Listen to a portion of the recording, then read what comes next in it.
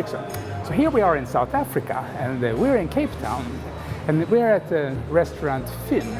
We're here to meet Chef Ashley Moss and hear about his style of cooking and how he takes care of the South African produce and products and create a new fusion kitchen between South African produce and Japanese techniques. If you were to explain for somebody that's never eaten here about your style of cooking, what would you say?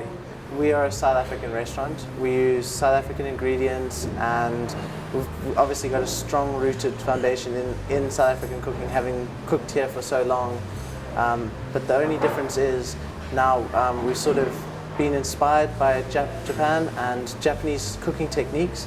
So I'd say it's very much South African food, and we've just utilized Japanese cooking techniques, whereas I think in the past we were using more the foundation that everyone learns when they go to chef school, which is French cooking techniques. So instead of applying the French cooking techniques to local ingredients as we have in the past, we're just using the Japanese technique. Yeah. How did you get into food in the first place? I think I started cooking at a very young age. When my mother went to chef school, and when she was in the UK, she went to City and Guilds, so she's always been a really good cook and a big influence on me. So I think that's where it sort of was the spark for my passion for food came from. What in food was so interesting for you? I've always been drawn to be a bit creative and anything without any sort of boundaries or limitations on it. So I'm not a big fan of anything that's sort of confined to any one thing. So I think with food, it's just endless, and there's always that sort of opportunity to create and explore. So how did your professional life in the kitchen start then? I finished school, and I wasn't too sure where I was going to go.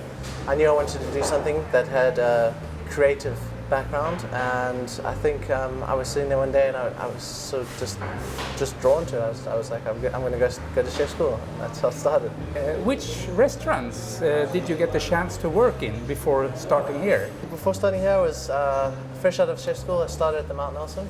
From there, I went to work at the Greenhouse, and that's the first time I started working with Peter Tempelhoff, and I think it was back in 2008. And I worked there for a number of years before I decided I need to see what was out there, and I went over to the UK. My parents are English, so I took the opportunity, used my British passport, went over there and worked in quite a few different restaurants in the UK. While I was busy working, I also did a number of stages at small restaurants. So I was at Auberge de Lac in Welwyn Garden. Then I went and I staged at Wadley Manor, the Manoir, Kaiseki-style. I staged at the Fat Duck as well while I was over there. So I really did take a bit of time to see as many restaurants as I could while I was over. I wanted to come back to South Africa. I was missing the lifestyle, I was missing family, friends. I found that Peter was looking once again for a head chef. I contacted him, and that was it. Came straight back.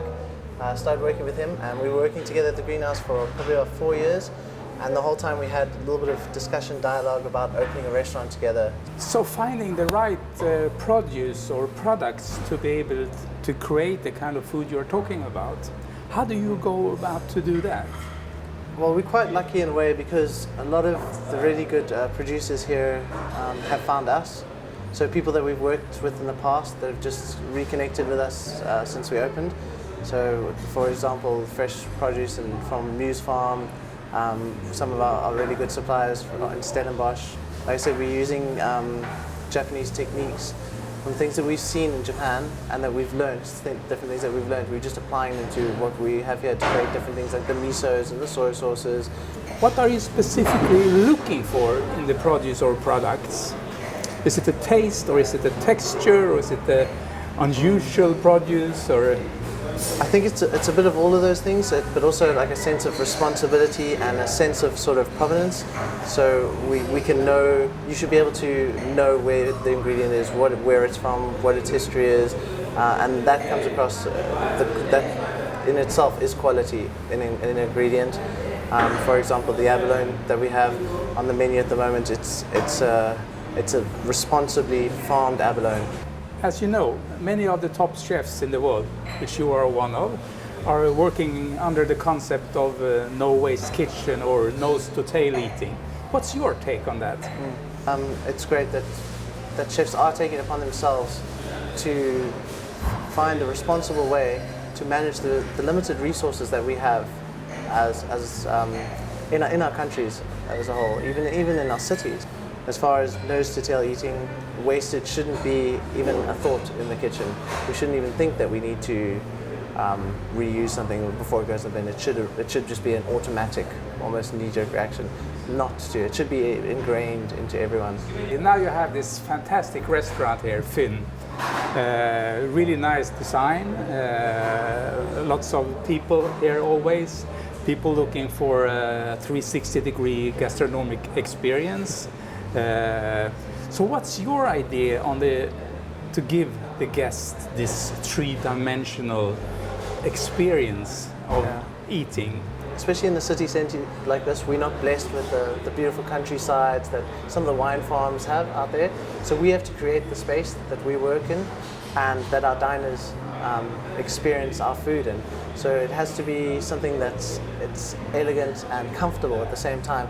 We were lucky enough to get a really great designer, Tristan Duplessis, on board with us.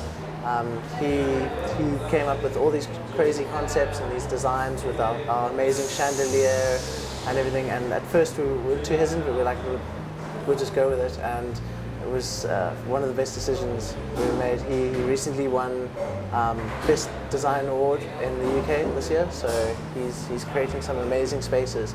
Everything from little attention to detail that we put in our food, he's put into his designs. And I also see that you got some fantastic artwork here on the walls. Who's behind them? Yes, so I've always been very passionate about art and tattoos and all the fine art sort of side of things. And my tattoo artist was classically trained in fine art. He studied fine art. And when I told him about the restaurant and I had an idea that maybe it would be cool for him to put something on one of the walls, he graciously said yes.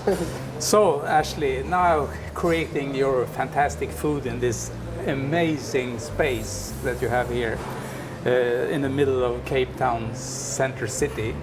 Packed with people here, you get nice reviews in the papers. There's a lot of rumors going on about this 1-year restaurant of yours. Where will you go from now? Keep working hard, keep ourselves innovative, keep coming up with new ideas, creating new dishes, and giving the diners the best experience we possibly can. If you were to give an advice to a young person that wants to become a chef like yourself, what would that be? Work hard, listen, and understand.